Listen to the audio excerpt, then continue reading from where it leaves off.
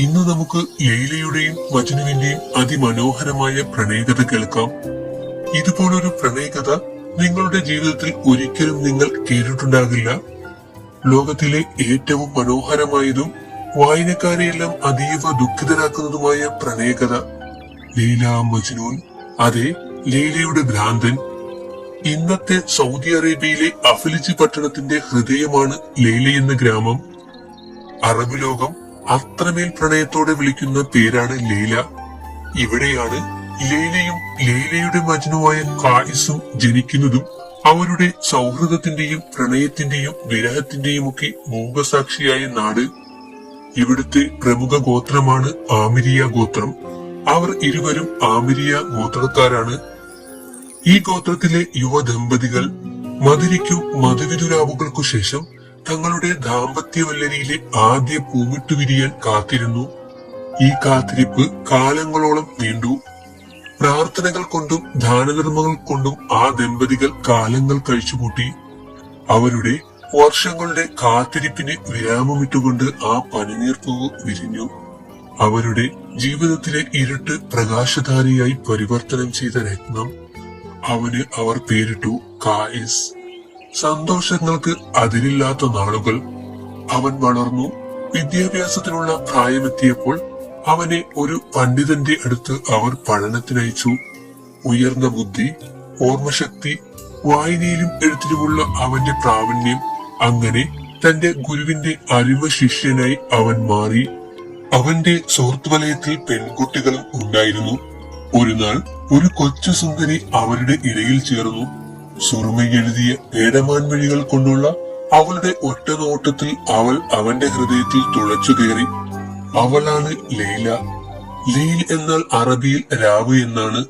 ലൈലയുടെ ഉള്ളിലും ഖായിസ് എന്ന അഗ്നി ഇതിനോടകം ജ്വലിച്ചു തുടങ്ങി.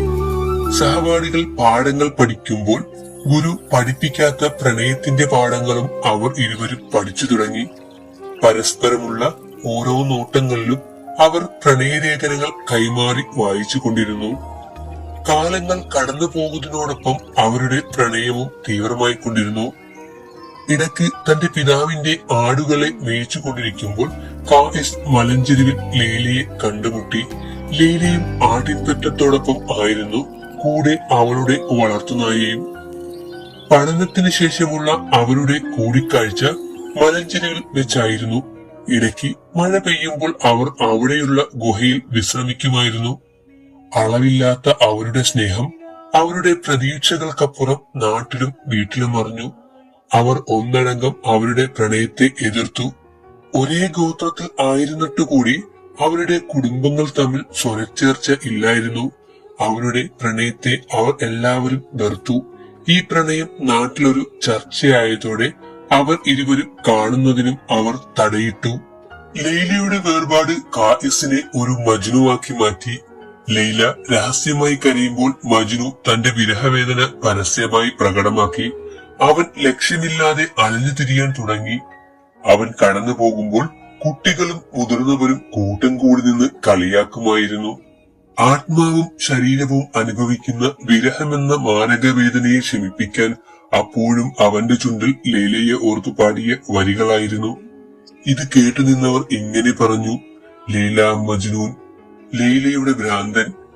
നിഷേധിനിയുടെ നിശബ്ദതയെ കീറിമുറിച്ചുകൊണ്ട് അർക്കൻ തന്റെ യാത്ര തുടങ്ങുന്ന യാമങ്ങളിൽ അവൻ മരുഭൂമിയിലൂടെ അലഞ്ഞു നടക്കുമായിരുന്നു. നേർത്ത തണുപ്പുള്ള രാത്രിയിൽ മരുഭൂമിയിലെ മണൽപ്പരപ്പിൽ തെളിഞ്ഞ മാനവും വൈഡൂര്യം പോലെ തിളങ്ങുന്ന നക്ഷത്രങ്ങളെ നോക്കി മജ്നു മലർന്നു കിടന്നു. അവന്റെ മനസ്സിൽ തെളിഞ്ഞു നിന്നത് ലൈലയുടെ മുഖമാണ്. മജ്നു പാതിരാത്രിയിൽ ലൈലയുടെ വീടിന് അടുത്തെത്തും. പിന്നീട് തിരികെ പോകും. ലൈല എന്ന പ്രണയമന്ത്രം ഉരുവിട്ട് ഒരു മദ്യപാനിയെ ഓർമ്മിപ്പിക്കും വിധം ആടിയുലഞ്ഞുള്ള അവന്റെ നടത്തം ചിലരിൽ പുച്ഛമായിരിക്കും. എന്നാൽ മറ്റു ചിലരിൽ അവനെ ഓർത്തു ദുഃഖമാണ്. അവർ ആലോചിക്കും, വിരഹം ഇത്രയും വേദനാജനകം ആയിരുന്നോ എന്ന്. ഖായിസിന്റെ മാതാപിതാക്കൾ അതീവ ദുഃഖിതരാണ്. വർഷങ്ങളുടെ കാത്തിരിപ്പിന്റെ ഫലമായ തങ്ങളുടെ മകന്റെ വിധിയോർത്ത് അവസാനം അവർ തീരുമാനിച്ചു ലൈലയുടെ വീട്ടിൽ പോയി സംസാരിക്കാമെന്ന്. അങ്ങനെ അവർ ലൈലയുടെ വീട്ടിലെത്തി. പതിഞ്ഞ സ്വരത്തിൽ തങ്ങളുടെ ആഗമന ഉദ്ദേശം അറിയിച്ച മജ്നുവിന്റെ പിതാവിനോട് ലൈലയുടെ പിതാവ് ആക്രോശിച്ചു. നിങ്ങൾ എന്താണ് പറയുന്നതെന്ന് ബോധമുണ്ടോ? നിങ്ങളുടെ ഭ്രാന്തനായ മകന് വേണ്ടി എന്റെ മകളെ വിവാഹം അന്വേഷിക്കുകയോ? നടക്കില്ല. ആദ്യം അവനെ നിങ്ങൾ ചികിത്സിക്കൂ, അവന്റെ ഭ്രാന്ത് മാറ്റൂ, എന്നിട്ടല്ലേ വിവാഹം. തന്റെ സമ്പത്ത് മുഴുവൻ അവർക്ക് അടിയറവ് വെച്ചിട്ടും ബലം കാണാതെ അവർ തിരികെ പോന്നു. പ്രണയത്താൽ മജ്നുവായി നടക്കുന്ന കായിസിന്റെ ഈ അവസ്ഥ കണ്ട് അവനെ അതിൽ നിന്നും പിന്തിരിപ്പിക്കാൻ ഒരാൾ വന്നുകൊണ്ട് പറഞ്ഞു, ഞാൻ നിന്റെ ലൈലയെ കണ്ടു. അവൾ പഴയതുപോലെയല്ല. അവൾ ഇപ്പോൾ വിരൂപയാണ്. ഇനിയെങ്കിലും നിന്റെ ഈ അലച്ചിൽ അവസാനിപ്പിച്ചുകൂടെ? അയാളോട് മജ്നു തിരിച്ചു ചോദിച്ചു, നിങ്ങൾ എന്റെ ലൈലയെ കണ്ടുവോ? അതെ, അയാൾ പറഞ്ഞു. ഉടൻ മജ്നു അയാളെ കെട്ടിപ്പിടിച്ചുകൊണ്ട് പറഞ്ഞു, എന്റെ ലൈലയെ കണ്ട കണ്ണുകളോട് പോലും എനിക്ക് പ്രണയമാണ് എന്ന് പറഞ്ഞ് അയാളുടെ ഇരു കൺതടങ്ങളിലും അവൻ ആവർത്തിച്ച് ചുംബിച്ചു. മജ്നുവിന്റെ ഈ പ്രവൃത്തി അയാളിൽ ഞെട്ടലുളവാക്കി. അയാളുടെ കണ്ണുനീർ ചാലിട്ടൊഴുകി. ലൈലയെ കണ്ട കണ്ണുകളോടുള്ള പ്രണയത്താൽ മജ്നു ആ കണ്ണുനീരിന്റെ ഉപ്പരസം അറിഞ്ഞില്ല. ഒരിക്കൽ ലൈലയുടെ വളർത്തുനായ്ക്ക് പിറകെ മജ്നു ഓടുകയാണ്. കുറച്ചാളുകൾ നിസ്കരിക്കുന്നതിന് അടുത്തുകൂടെയാണ് ആ നായ ഓടിയത്. ആ നായയ്ക്ക് പിന്നിലായി നിസ്കരിക്കുന്നവരുടെ മുന്നിലൂടെ മജ്നുവും ഓടുകയാണ്. കുറച്ചു സമയം കഴിഞ്ഞ് മജ്നു തിരിച്ചു വരുമ്പോൾ അവിടെ നിസ്കരിച്ചു കൊണ്ടിരുന്നവർ മജ്നുവിനെ തടഞ്ഞു നിർത്തിക്കൊണ്ട് ചോദിച്ചു, ഞങ്ങൾ നിസ്കരിക്കുന്നത് നീ കണ്ടില്ലേ? എന്തുകൊണ്ട് നിസ്കാരത്തിൽ നീ കൂടിയില്ല? അവർക്ക് മജ്നു കൊടുത്ത മറുപടി, അള്ളാഹുവാണ് സത്യം, നിങ്ങൾ നിസ്കരിക്കുന്നത് ഞാൻ കണ്ടില്ല. എന്റെ ലക്ഷ്യം ലൈല മാത്രമായിരുന്നു. വീണ്ടും മജ്നു തുടർന്നു, ഞാൻ ലൈലയെ തേടിയതുപോലെ നിങ്ങൾ അള്ളാഹുവിനെ തേടിയിരുന്നെങ്കിൽ ഒരിക്കലും നിങ്ങൾ എന്നെ കാണില്ലായിരുന്നു. മജ്നു പറയുന്നത് കേട്ട് അപമാനഭാരത്താൽ അവരുടെ ശിരസ് താന്നുപോയി. വിവാഹാലോചന പരാജയപ്പെട്ടപ്പോൾ വീണ്ടും ശാസിച്ചും ഉപദേശിച്ചും മജ്നുവിനെ തിരുത്താൻ എല്ലാവരും ശ്രമിച്ചു. അത് പരാജയപ്പെടുക മാത്രമല്ല, വല്ലപ്പോഴുമുള്ള വീട്ടിലേക്കുള്ള വരവും മജ്നു ഇതോടെ അവസാനിപ്പിച്ചു. ഇപ്പോൾ മജ്നു ലൈലയുമായി കണ്ടുമുട്ടാറുണ്ടായിരുന്ന ഗുഹയിലാണ് താമസം. ഈ ഗുഹ നൗഫൽ എന്ന രാജാവിന്റെ അധീനതയിൽ ഉള്ളതാണ്. ഒരു ദിവസം രാജാവും പരിവാരങ്ങളും വേട്ടക്കിറങ്ങിയപ്പോൾ വിശ്രമത്തിന് ഈ ഗുഹയാണ് തിരഞ്ഞെടുത്തത്. കുറച്ച് ആടുകൾക്കും നായയ്ക്കും ഒപ്പം ഒരു വിചിത്ര ജീവിയെ അവർ അവിടെ കണ്ടു. വിരൂപനായ ഒരു മനുഷ്യൻ. മജ്നു ആയിരുന്നു അത്. നൗഫൽ രാജാവ് ഇയാളെ കുറിച്ച് അന്വേഷിക്കാൻ ഉത്തരവിട്ടു.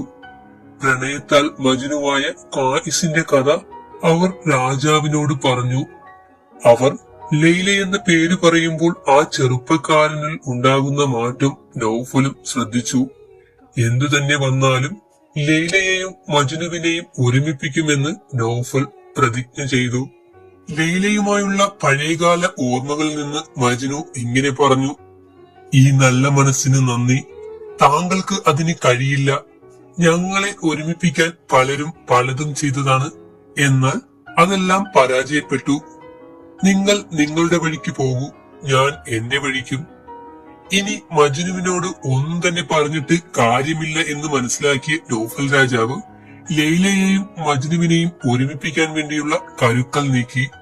ഇപ്പോൾ ലൈലയുടെ വീട് നൗഫൽ രാജാവിന്റെ പടയാളികൾ വളഞ്ഞിരിക്കുകയാണ്. രാജാവിന്റെ കാൽക്കലേക്ക് ലൈലയുടെ പിതാവ് വീണ് കേണപേക്ഷിച്ചു.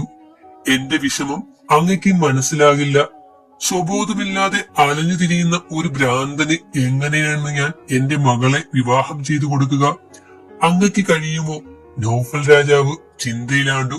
തനിക്ക് കഴിയുമോ തന്റെ മകളെ മജ്നുവിനെ കൊണ്ട് വിവാഹം കഴിപ്പിക്കാൻ? ഒരിക്കലും തനിക്കതിന് കഴിയില്ല. തന്നെ പോലെ തന്നെയല്ലേ ലൈലയുടെ പിതാവും ചിന്തിച്ചത്. ആ പിതാവിന്റെ അപേക്ഷ നൗഫലിന് തള്ളിക്കളയാൻ ആയില്ല.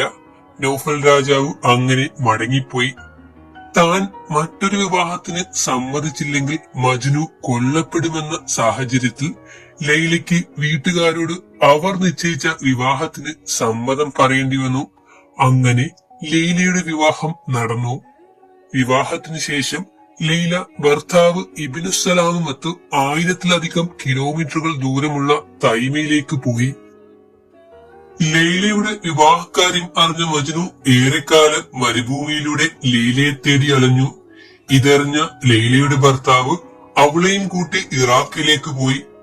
പിന്നീട് അവിടെ വെച്ച് രോഗബാധിതയായ ലൈല മരണപ്പെട്ടു. ലൈലയുടെ മരണവാർത്ത ആമിരിയ ഗോത്രത്തിലും അറിഞ്ഞു. ലൈലയുടെ ബന്ധുക്കളും സുഹൃത്തുക്കളും ലൈലയുടെ ഖബർ സന്ദർശനത്തിനായി ഇറാഖിലേക്ക് പോയി. കൂടെ മജ്നുവിന്റെ ബന്ധുക്കളും. അവർക്ക് അറിയാമായിരുന്നു ലൈല മരണപ്പെട്ടതറിഞ്ഞാൽ മജ്നു അവിടെ നിന്നും തിരികെ വരില്ലെന്ന്. അതിനാൽ അവരും ഇറാഖിലേക്ക് പോയി മജ്നുവിനെ തിരികെ കൊണ്ടുവരാൻ. ലൈലയുടെ മരണവാർത്ത അറിഞ്ഞ മജ്നു ഒരു കൊടുങ്കാറ്റ് പോലെ അവൻ പാഞ്ഞെത്തി ലൈലയുടെ ഖബറിന് മുകളിൽ വീണു അല്ലറി വിളിച്ചു കരഞ്ഞു.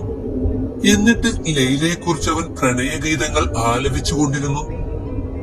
ദിവസങ്ങൾ നീങ്ങുന്നതിനോടൊപ്പം മജ്നു ഇത് ആവർത്തിച്ചും കൊണ്ടിരുന്നു. മജ്നുവിന്റെ വിലാപഗീതങ്ങൾ മീസാങ്കല്ലുകൾ ഏറ്റുപാടി. മജ്നു അതീവ ക്ഷീണിതനാണ്. അവസാനമായി ഒരിക്കൽ കൂടി ലൈലയുടെ ഖബറിന് മീതെ തന്റെ ശരീരം അവൻ ചേർത്ത് വെച്ചു. മജ്നു സക്കറാത്തിലാണ്. മരണവെപ്രാളത്തിൽ കൈകൾ ഉയർത്തി അവൻ പ്രാർത്ഥിച്ചു, എന്റെ റബ്ബേ, എന്നെ എന്റെ പ്രീതമയിലേക്ക് നീ എത്തിച്ചാലും ഞാൻ പാവമാണ്, എന്റെ ലൈലയും പാവമാണ്. ഈ ഭാരത്തിൽ നിന്ന് എന്നെ എത്രയും പെട്ടെന്ന് ഒഴിവാക്കണേ. എന്റെ ലൈലയില്ലാത്ത ഈ ലോകത്ത് ഈ കായിസും ഇനിയില്ല. ഞാനിതാ നിന്റെ വിളിക്ക് ഉത്തരം നൽകുന്നു. ഈ വാക്കുകൾ ഉച്ചരിച്ചുകൊണ്ട് ലൈലയുടെ മീസാങ്കല്ലിനെ തന്റെ നെഞ്ചിലേക്ക് ചേർത്തു. എന്നിട്ടൊരു ദീർഘനിശ്വാസത്തോടെ പതിയെ പതിയെ ലൈലയുടെ ഖബറിന് മീതെ അവൻ വീണു.